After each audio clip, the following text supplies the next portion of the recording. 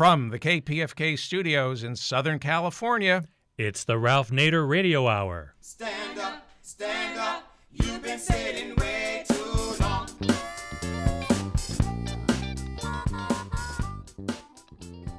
Welcome to the Ralph Nader Radio Hour. My name is David Feldman. Steve Scrovan is not with us today.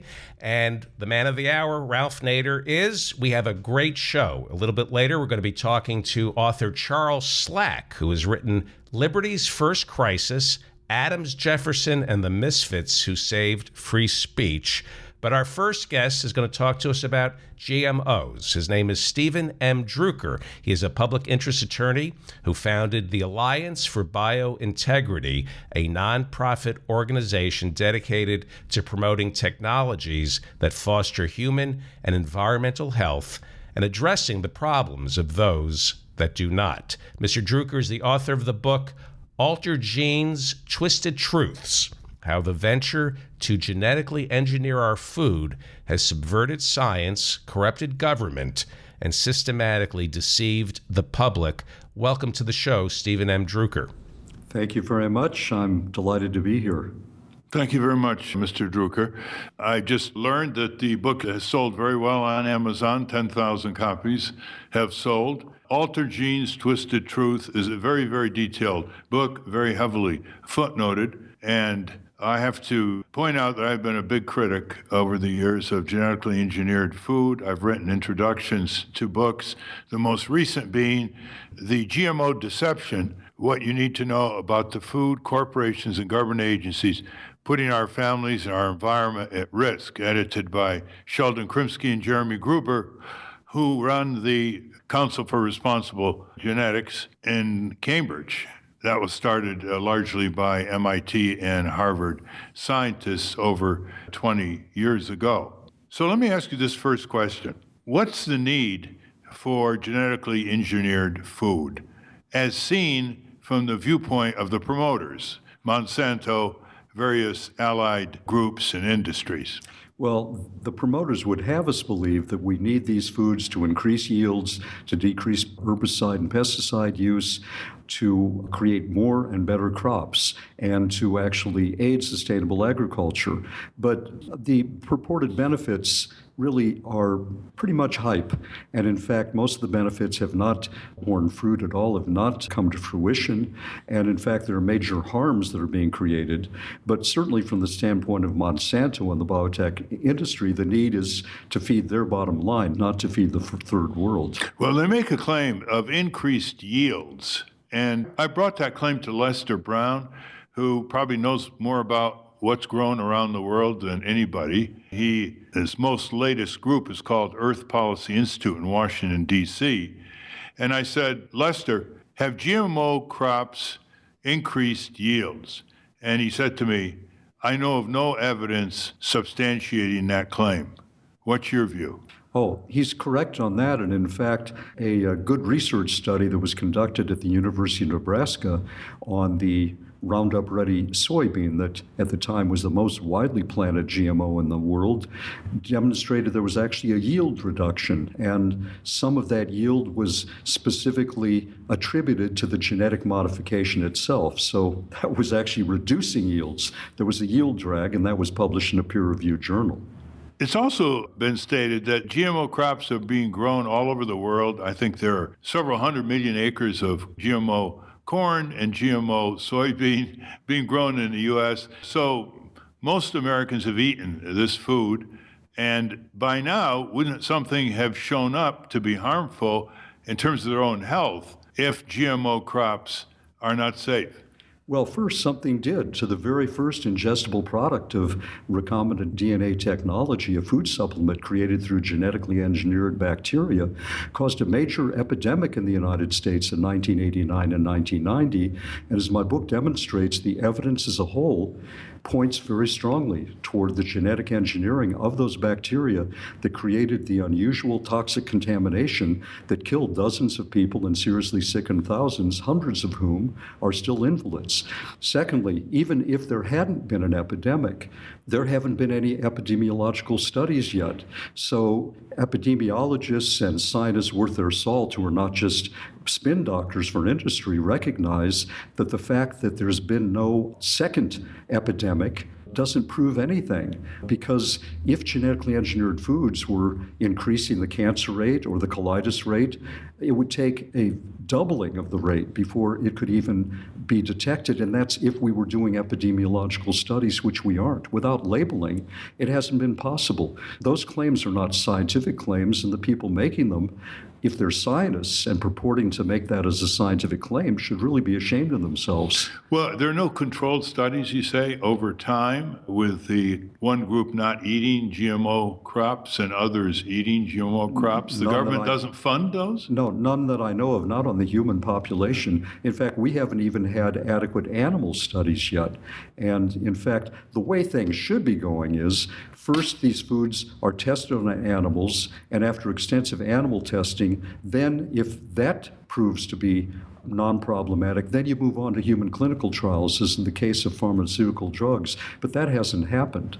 The government has been known, after they pass on these different applications for genetically modified crops, they never look back. The FDA, which really doesn't regulate these drugs, and some of them are food drugs, but the food crops, and we'll get to that in a minute, they never follow up. Now, when they approve a pharmaceutical, they are now moving into post-approval clinical trials. So to see, well, how's this drug affecting people 5 years out, 10 years out, 15 years out? And they're finding things in these pharmaceutical areas that are very disturbing. So is it true that there really are no U.S. Department of Agriculture or Food and Drug Administration follow-up studies of any kind on humans? There haven't been. There aren't even any of those 1-800 numbers to call if there are problems. Even with Olestra, I believe, with new additives, they will have a number for a while. If you notice some unusual response, call this number. The FDA does not want to know. They actually don't require one smidgen of safety testing from the biotech industry. The industry is completely unregulated from the side of the FDA. That's illegal, by the way. By law, they should be. What do you mean by that? Well, the U.S. food safety laws are quite strict when it comes to foods containing new additives, such as these GMOs. And they require that there's a demonstration that each food is safe. They're presumed unsafe until proven safe. The burden of proof by law is squarely on the shoulders of the industry.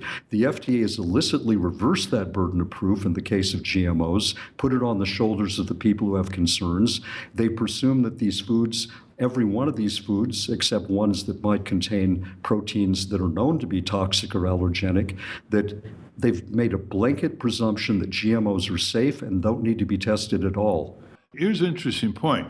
Since genetically modified seeds are changing the nature of nature, they aren't like the old hybrid seeds where they keep the exchange of genetic traits within the particular species. For example, they'll take a mouse gene and put it into a food seed. And that's the difference between traditional hybrid work, which the GMO corporations like to confuse. They say, oh, we've been doing this for centuries. But under federal law, if you introduce an additive or something new into the food supply, you have to demonstrate its safety. Correct. Except there's one loophole, and it's called generally recognized as safe, GRAS.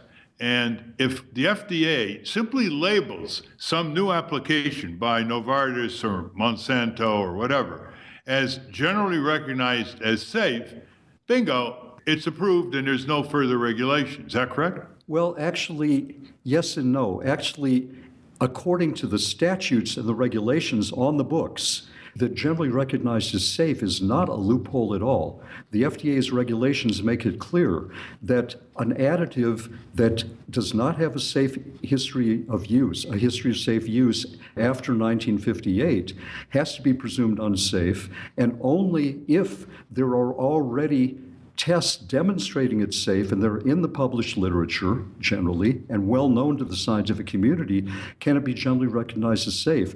There has to be technical evidence of safety, and according to the FDA's regulations, that evidence has to be the same quantity and quality as would have been required to have that additive go through the formal food additive process. So you're saying the Food and Drug Administration is violating its own statute? Correct. Its own regulations, the statute passed by Congress in 1958, and regulations it has promulgated subsequent to that, and it knew that in 1992, when it issued its blanket presumption that these foods are generally recognized as safe, its own files demonstrate that it knew that was false. It knew that neither legal criteria for GRAS had been met. Why isn't there a lawsuit? There are a lot of consumer groups and they have lawyers. There was a lawsuit that was filed. Actually, I organized that. The Alliance for Biointegrity was the lead plaintiff.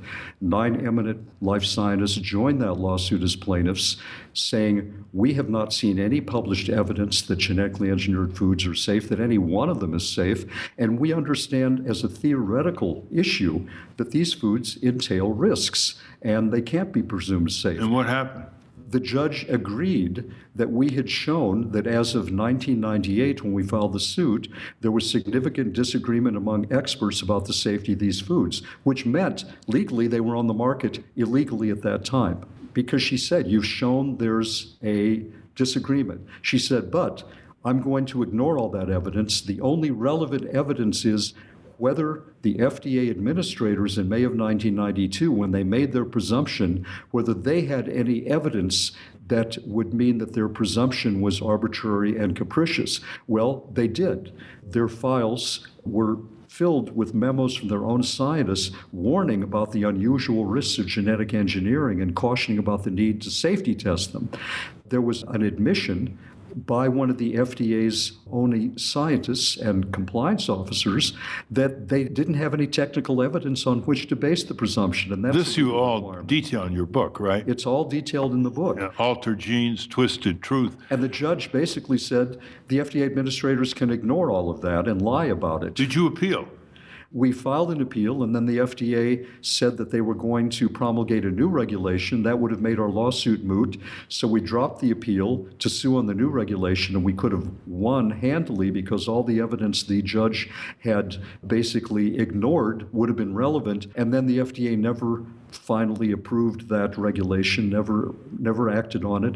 And so they still haven't. So what is still in place is the FDA's policy of 1992, which isn't a regulation, but basically we were snookered. We dropped the lawsuit expecting the new regulation would be put into place, and then the FDA didn't do anything. All right, so why weren't there other lawsuits? Why didn't, for example, Andy Kimbrell, who files a lot of lawsuits in this area, why hasn't he filed a lawsuit against the FDA on this, say, subsequent years, like 2004, 2007? I don't know what is in his mind. If I'd had the resources, I probably would have brought another lawsuit, but I don't have the resources of most of the other organizations. And I've been very busy, actually, for the last several years writing this book.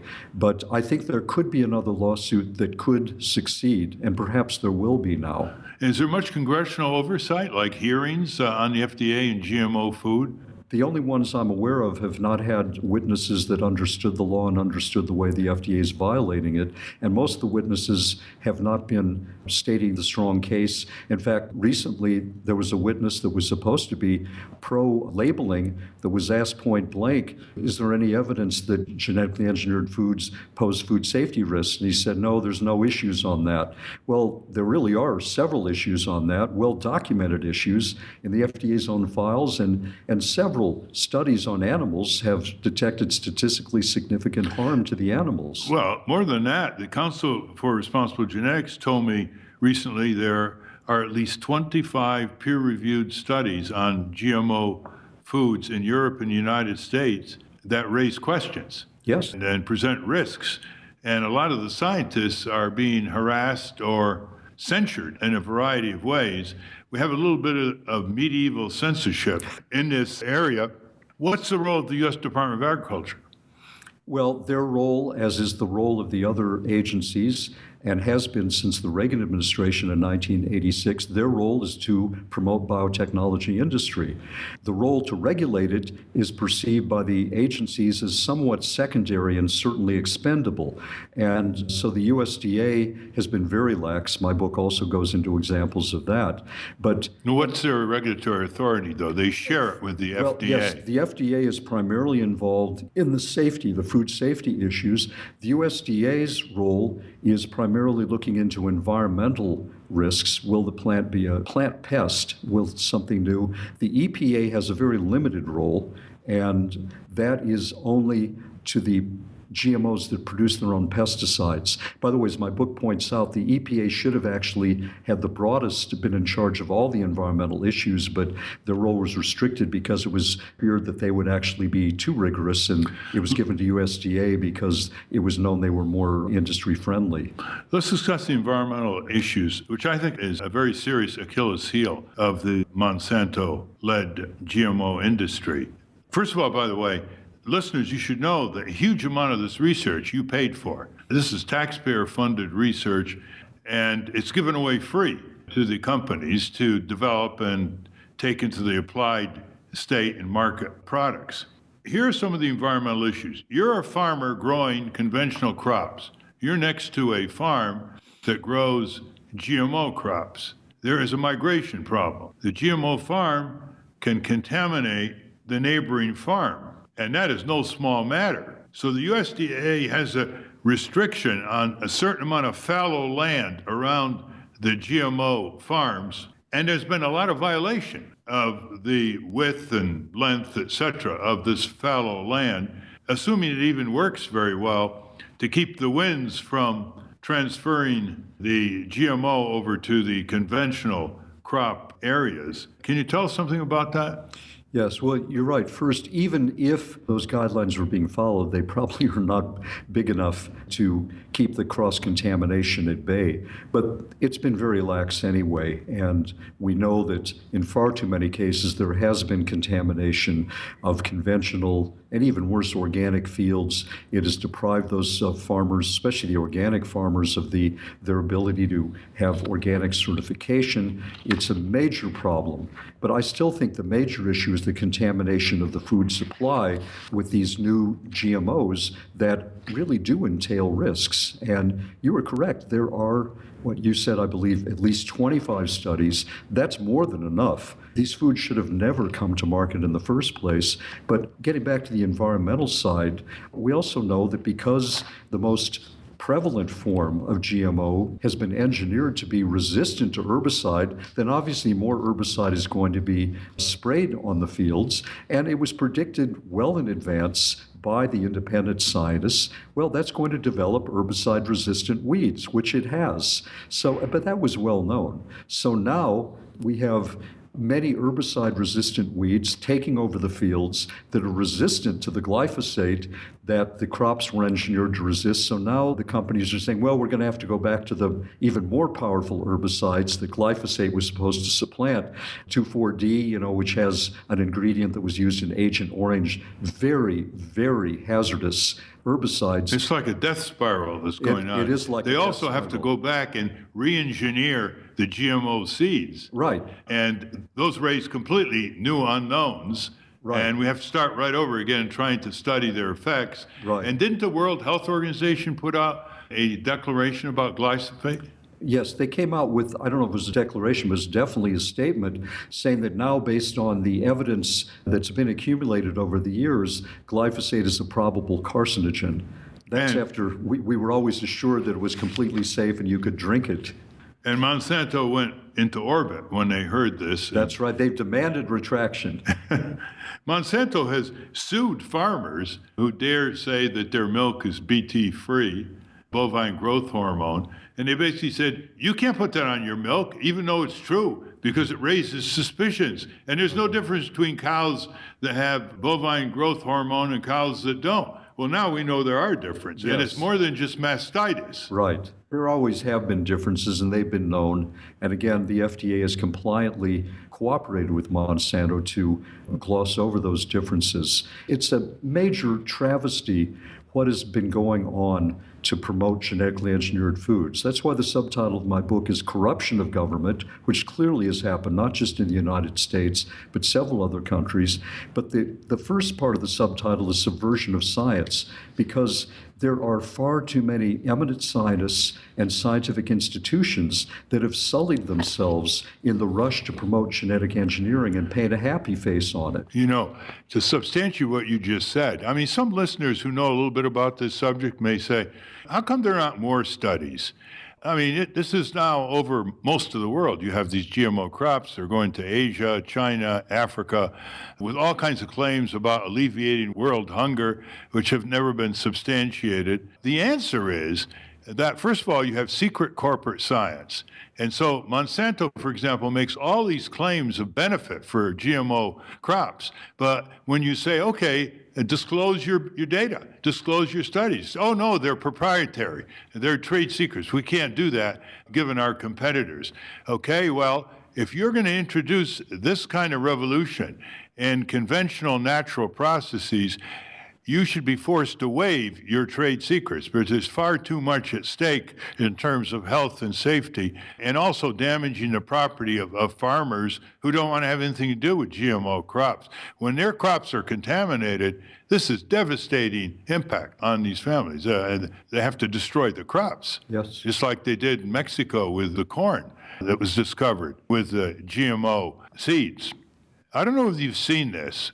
The reason why there isn't much independent research by reputable scientists raising questions about the claims made on behalf of GMO crops is that the government doesn't fund them because the government is promoting the GMO industry through the FDA and the USDA, number one.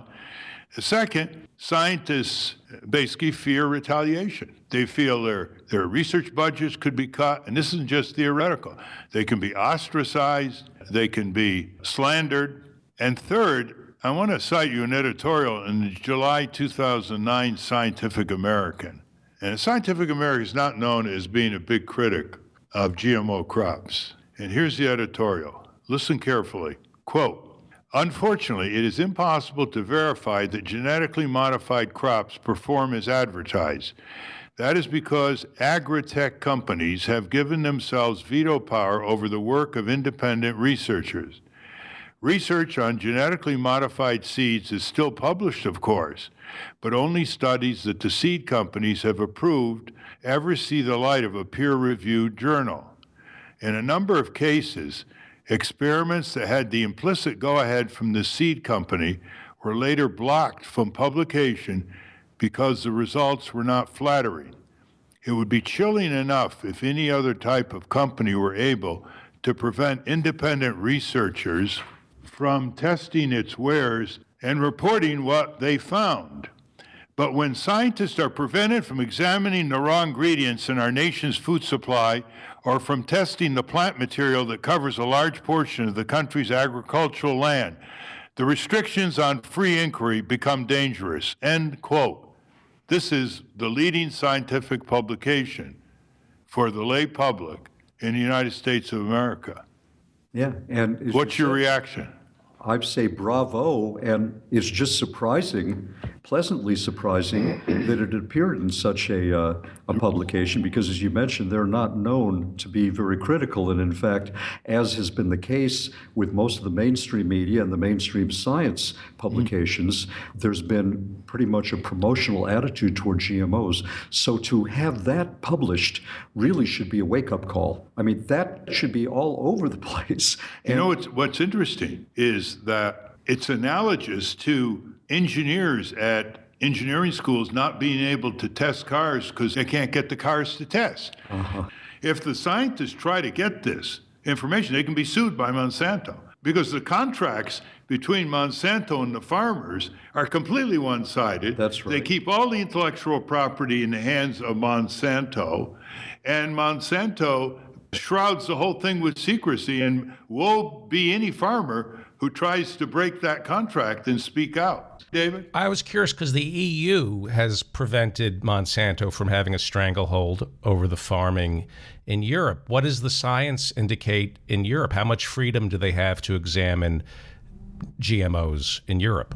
Well, actually, in terms of safety tests, it's still proprietary as much as possible. And in fact, as my book discusses, that independent scientists who wanted to actually get a hold of the data that had been submitted to European Union regulators, in a couple of cases had to bring lawsuits in order to pry that information out of the regulators, because the regulators said, no, this is proprietary and we're not at liberty to release it. And so there were court orders that forced that. And then when the independent scientists finally got their hands on the data that had been claimed to demonstrate safety, they found that it did not, that it actually raised several safety concerns, and that there were statistically significant indices of harm, especially to livers and kidneys. And those are the major reactive organs in the cases of chronic toxicity. So that should raise a great concern about any GMOs that have been claimed to be safe, because when independent scientists actually are able to break through and see the original research, they find that it's very, very shoddy. The approvals have been very, very shoddy. It's true, is it not, that in the European Union countries, you can't export to these countries for human consumption, maybe for animal consumption, chickens, cows, pigs. You can't sell GMO corn and GMO soy in these countries. Well, there have been restrictions. They've been lifted, actually. It varies now in country to country. It's a little confusing in the European Union. I think the main point of the EU is that it was the European consumers that actually are to thank for that, because the European media, in contrast to the American media, actually reported concerns of independent scientists. They informed the populace. The populace rose up and said, we will not buy these foods. The food chains made it clear they wouldn't take them. So it's primarily hasn't been the European regulators that have kept them off. It's been the European public. And they were informed by the media, which has not happened in the United States. I know we're out of time. I'm just really curious. Are Americans the guinea pigs here? Who else in the world is eating GMOs? Without labeling. Yeah. Are we the only ones? No, Canadians, Argentinians, I believe there's quite a few in Brazil, Costa Rica. There are many countries where they are on the market generally without labeling, but sometimes with labeling. But probably certainly the North American population, Canada and the US, has been exposed to the widest extent for the longest. But even saying guinea pigs implies that there's an experiment going on. And as we discussed earlier, without labeling, without real epidemiological studies, it's not an experiment at all. It's just, at least if we were going to learn something from it, it would be better. But right now, people could be developing cancer or colitis or other kinds of common diseases from these GMOs, and we wouldn't know it, and we may never be able to know it. And Monsanto and others are engaged in bold field trials with all kinds of crops now. They're going to go into fruits, vegetables. They want eggplant genetically modified, the controversy in India on that. And in 2008, the GAO, the arm of Congress, Government Accountability Office, said, quote, controversy and financial harm, quote, from a half dozen unauthorized releases recommended more robust monitoring of field trials. The GAO also said government agencies work together after engineered products hit the market to determine unintended consequences to the environment, conventional farming, and food safety. All over the country, they have these field trials, a lot of self-admitted noncompliance. Correct. Where they're violating the rules they're operating under in order to convert more of the food you buy in the supermarkets into unlabeled, genetically modified products. Let me just end on this note. You are now going to be severely criticized with this book. In March, Dr. Terry Simpson tore into you, saying your new book is filled with logical fallacies. What do you say about that? I'm sure you've read it. Yeah, I've seen he didn't demonstrate one logical flaw. And in fact, as several people who came to my defense have shown, his original statement, which was long, was itself very deficient. In fact, I haven't seen yet a single solid, accurate critique of my book. And if I find any, I'll make corrections. But I worked many years with scientists on the review team to make sure my book was solid. And I've majored in philosophy at Berkeley before law school there. I know a bit about logical arguments and how to make things logically tight. In fact, my book demonstrates the logical unsoundness soundness of many arguments being made on behalf of genetic engineering. Well, one flaw that I see in the GMO industry, they don't like to debate publicly. No. So we have a group called Debating Taboos, and we are going to have a debate in the fall between a pro-GMO and an anti-GMO, and I hope that C-SPAN will cover it, because you always have to be skeptical about an industry that's so proud of its new technology, but A, doesn't want to tell people about it by labeling it in the supermarkets, and B, refusing to debate. So I think this is going to heat up, and I think your book's going to make a contribution to it. It's Altered Genes, Twisted Truth.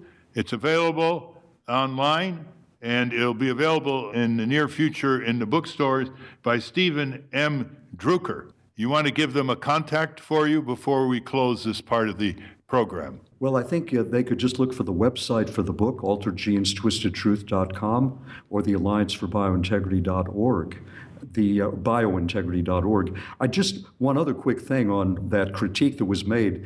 Several scientists have praised my book for its logical tightness and its solid scientific solidity. So they've read the book carefully, and I believe that they're the ones that we should trust on this. They're independent scientists who aren't promoting GMOs. Well, the amazing thing about this is, by Dr. Terry Simpson, I mean, he tries to say he's a scientist, but Mr. Druker is a lawyer, is that he has no appreciation that this technology has to be evaluated within an ethical and legal framework. It's like nanotechnology, it's like auto technology, it's like pharmaceutical technology. And essentially, there is no legal ethical framework. It's just spreading all over the world based on highly optimistic claims that are marketing claims that are not substantiated by the company's own research, which they keep secret under this rubric that I've called corporate science: secret, politically powerful, and not peer-reviewed, unlike academic science. Thank you very much, Mr. Druker. Thank you so much.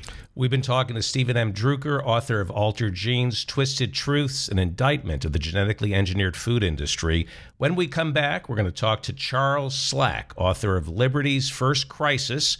You're listening to the Ralph Nader Radio Hour. Back after this. Stand up, step up, step up. You ought to step up. Rise up, rise. The Ralph Nader Radio Hour is a weekly series where we get to discuss with Ralph Nader what's happening in Washington, What's happening around the world, and most importantly, what's underneath it all. Step up. I think that you should step up. Rise up.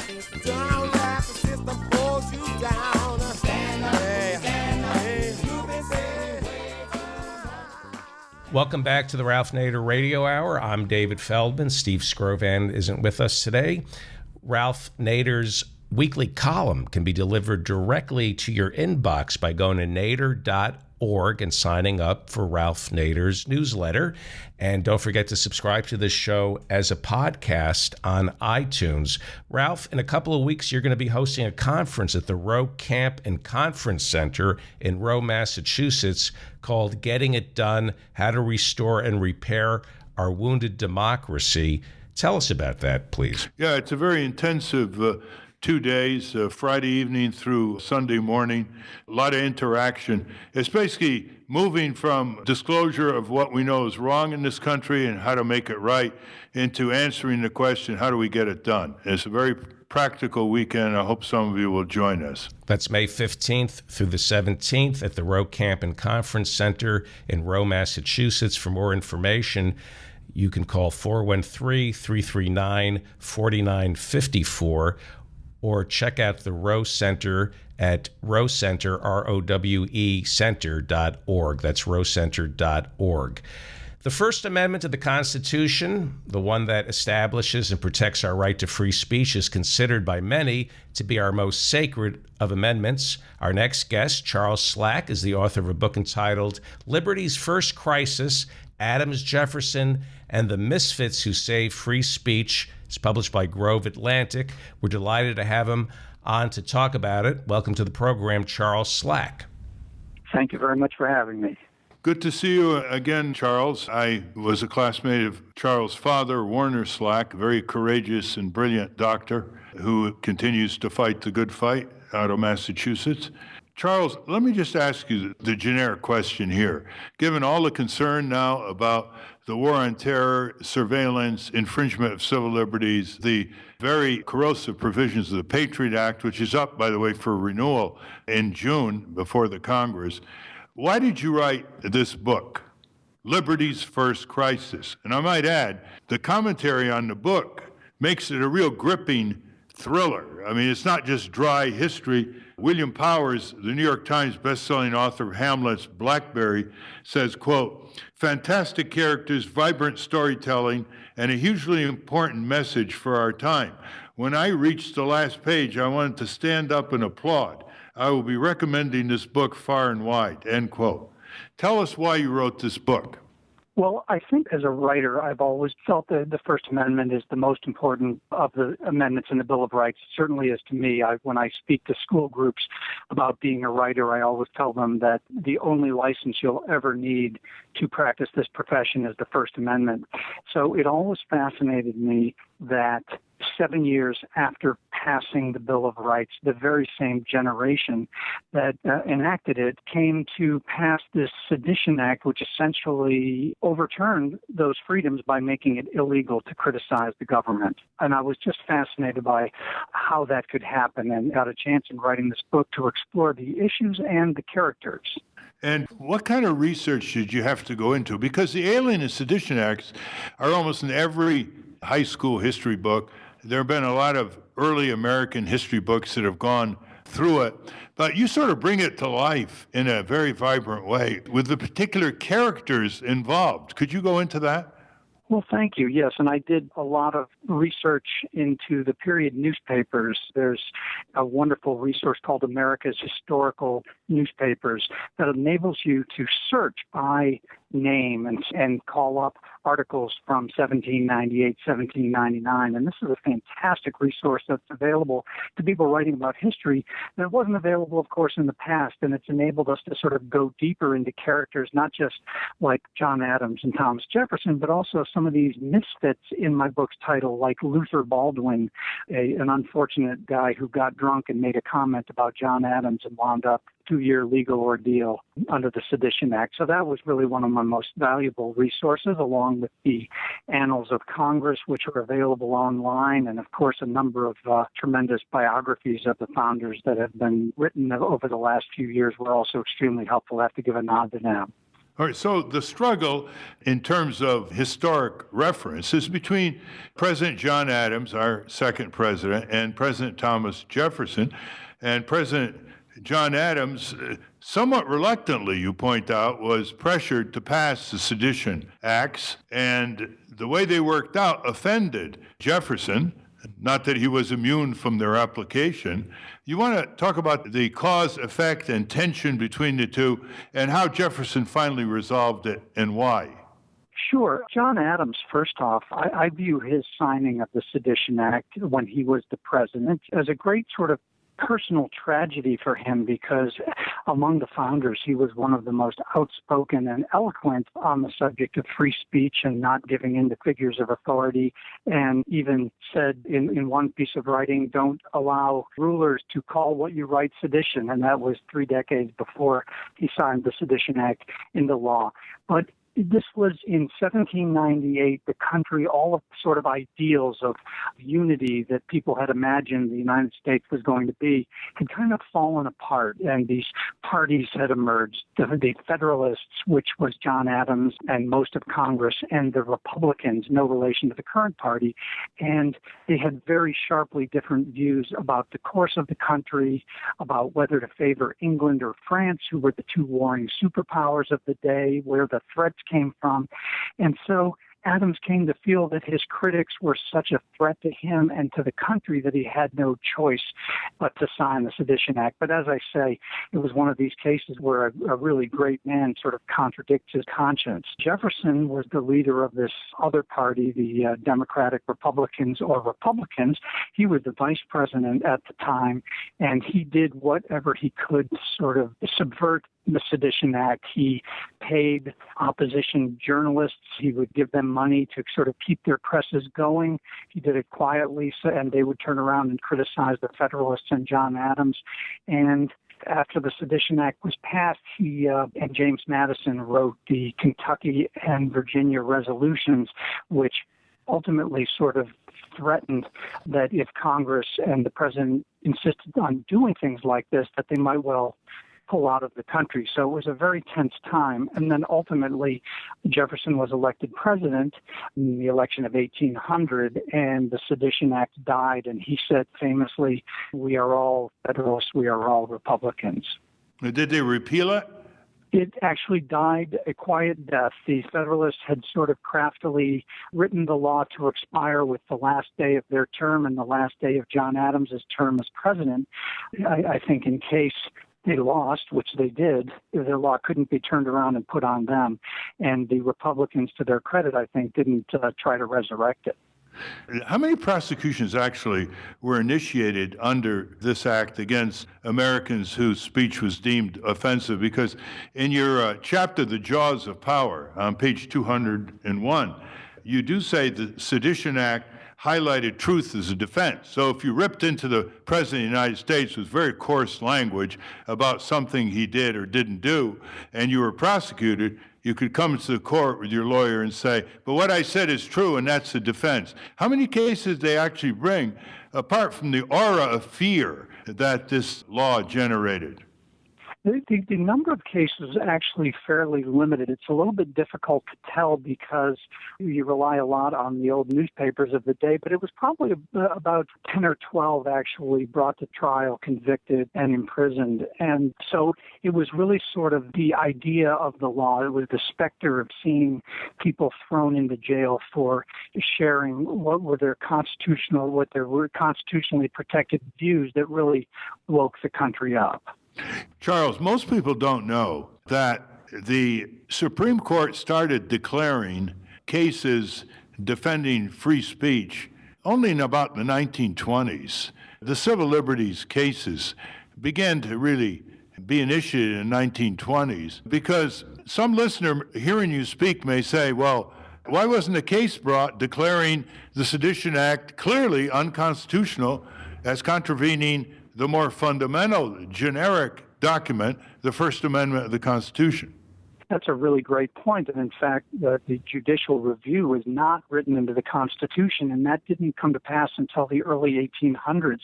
And in fact, so far from declaring the Sedition Act unconstitutional, several Supreme Court justices actually sat on the bench and presided over Sedition Act cases where essentially they railroaded defenseless defendants.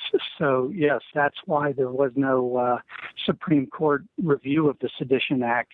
And you're right that the great cases didn't come along till the 20th century, and some people have sort of interpreted that to mean that people really were asleep at the wheel when it came to their constitutional right to speech.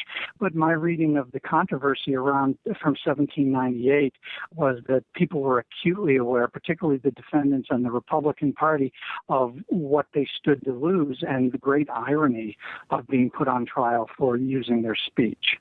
Let me ask you this, Charles. By the way, were these prosecutions before juries? Were these jury trials?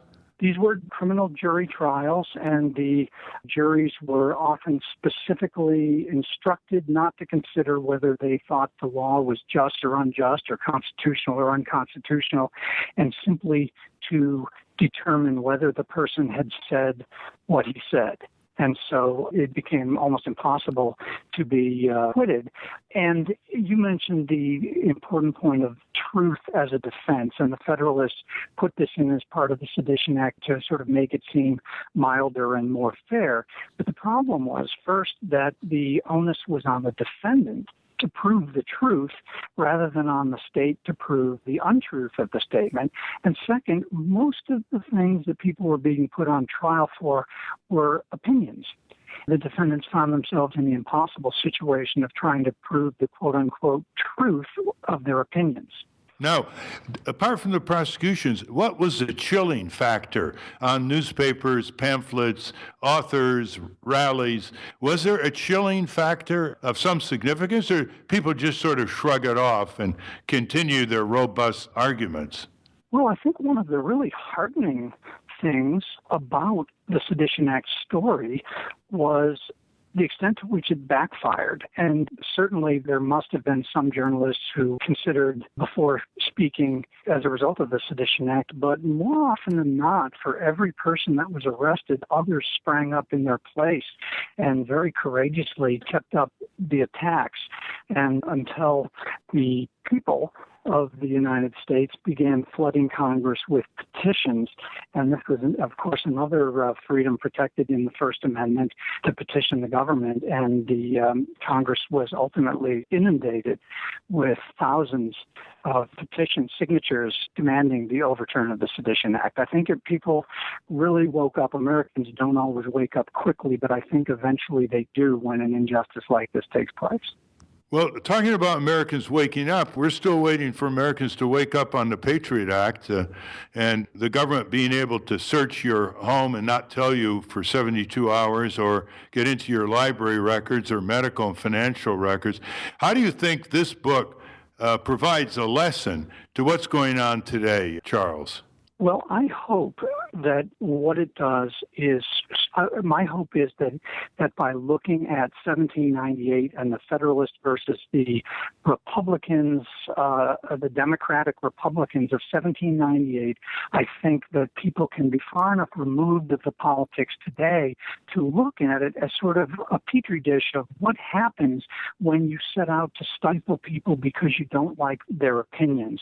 And I think that's a really valuable lesson. And I think as we go through our history, as you point out, up through today, there have always been people who, in spite of our Constitution, in spite of our Bill of Rights, have been denied their freedoms unjustly. And I think that what we have to sort of keep in mind is that when we look back on history and we look back on that period, what we remember is not the supposedly evil people that we needed to stamp out. It was the folly and the evil of stripping people of their constitutional rights. Charles, before we conclude, how can people get in touch with you for further interviews or discussion? Well, thanks for asking, and I have a website. It's charlesslackauthor.com. Do you mind if I ask a question? Yeah, go ahead. The Alien Enemies Act of 1798, is that still on the books? No, that expired as well, the Alien Acts. And I don't go as much into the Alien Acts. Essentially what they did was increase the number of years to become a citizen and granted the president sort of broad authorities to hold foreign nationals and deport at will and so forth. Oh, because I thought they used I thought that Roosevelt was able to use something from that period during World War II to intern the Japanese. I don't think directly from the Alien Act of 1798. Thanks, David. We've been speaking with Charles Slack, who's written this vibrant, exciting new book called Liberty's First Crisis, Adams, Jefferson, and the Misfits Who Saved Free Speech. It gives us a lot of lessons for today, and we should thank Charles Slack for writing it. Thank you very much, Charles. Thank you so much for having me. You're listening to the Ralph Nader Radio Hour, nader.org. Back after this. Stand up, step up, step up. You ought to step up. Rise up. From Pacifica, you're listening to the Ralph Nader Radio Hour, www.nader.org. I think you step up, step up. I think that you should step up. Rise up, don't let the system hold you down. Welcome back to the Ralph Nader Radio Hour. Steve Scrovan is not with us today. He'll be back next week. I'm David Feldman. If you would like to ask Ralph Nader questions and have them answered on this show, please like his Facebook page. And once you like Ralph's Facebook page, you can have your questions answered. For example, Carol Schultz writes, Ralph, where's your stand on legal marijuana nationwide? Well, as I've said for many years, I don't like addictions of any kind, but when you try to prohibit them, you drive them underground, the way we did the prohibition in the 1920s against alcohol, and we're still suffering the consequences of that one. So my position is that you allow marijuana to be grown, you allow it to be sold, but you regulate it so that youngsters can't buy it, for example. You regulate it for its content, so it's not diluted or have harmful additives, and you tax it. And I hope that a lot of people will treat marijuana the way more and more people are treating cigarettes, just to get rid of the habit. Governor Brown of California last year said he worried about a country that was high, that they would be unable to deal with all the serious problems facing us. Do you worry that this country won't be able to grapple with all these serious issues if everybody's smoking pot?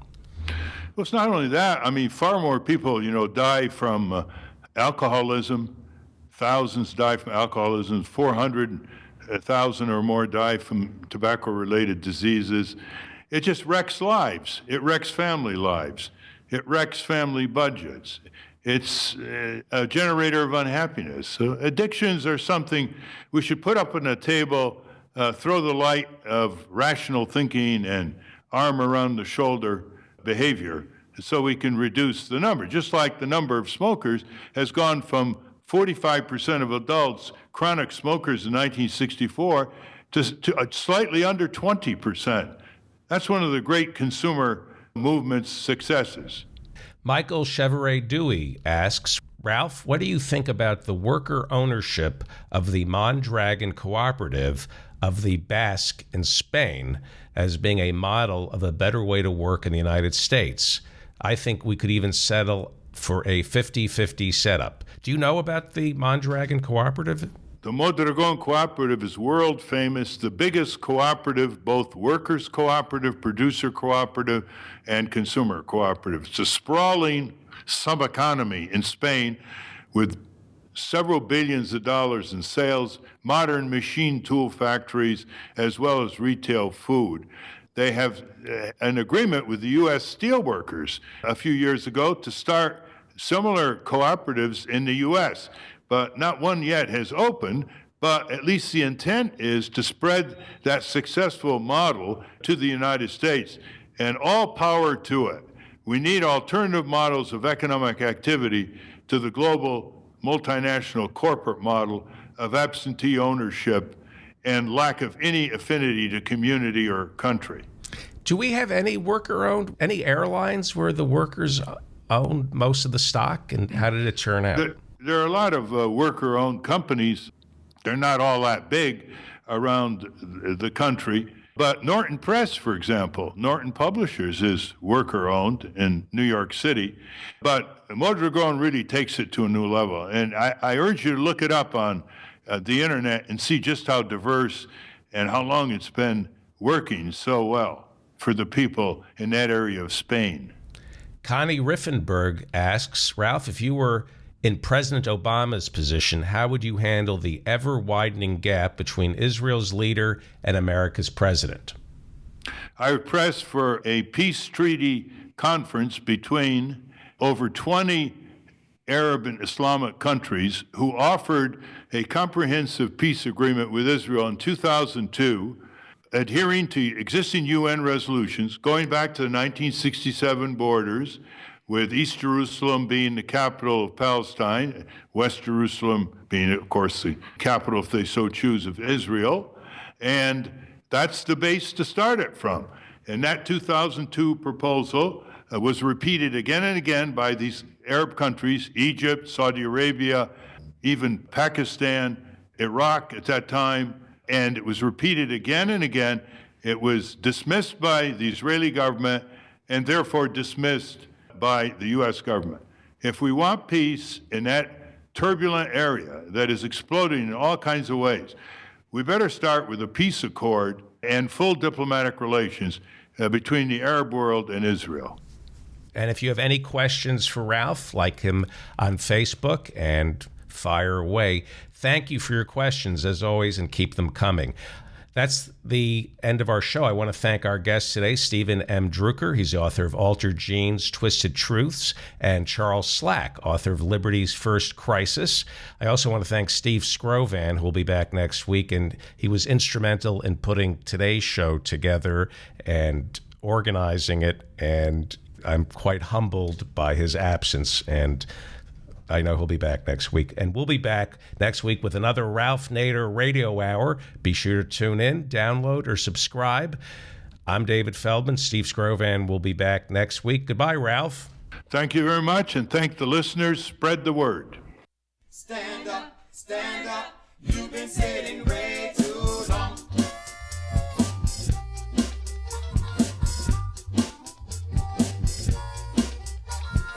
From Pacifica, you've been listening to the Ralph Nader Radio Hour, www.nader.org. Special thanks to John Richard, Matthew Marin. Our graphic designer is Jimmy Lee Wirt.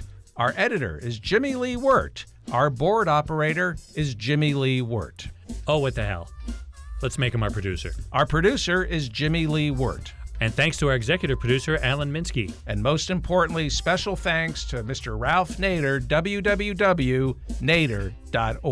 Our theme music, Stand Up, Rise Up, is written and performed by Kemp Harris. If you're listening to the Ralph Nader Radio Hour as a podcast and would like to listen to it as a broadcast, call your local radio station and say, I want the Ralph Nader Radio Hour. He's Steve Scrovan. I'm Steve Scrovan. He's David Feldman. Until next time. Say you're tired of trying. You say we have no choice. Say you're just one person, and who will hear your voice? Don't let them fool you. You have the power in your hand. I'm only trying to school you. Listen to me, people. Do you understand? We gotta stand up. Oh, you've been sitting way too long. Oh, step up. You know what's right and you know what's wrong. Rise up. Don't let the system hold you down. Stand up. Stand up. You've been sitting way too long. Stand up. Oh, you should. Step up. Step up. I think that you should step up. Rise up. Rise up and take over the power. Stand up. Stand up. You've been sitting way too long. Stand up. Oh, stand up. Oh, step up. Step up. You ought to step up. Rise up. Rise up. I know you ought to rise up and stand up. Stand up. You've been sitting way too long. Stand up. I think you should step up. I think that you should step up. Rise up. Don't let the system hold you down. Stand up. Stand up. You've been sitting way too long. Stand up. Stand up. Step up. I think you should step up. Rise up. And you rise up because you have the power. Stand up. Stand up. You've been sitting way too long. Stand up. Stand up. You step up. Step up. I think that we all should rise up. And you rise up. And you rise up. Stand up. And you rise up. You've been sitting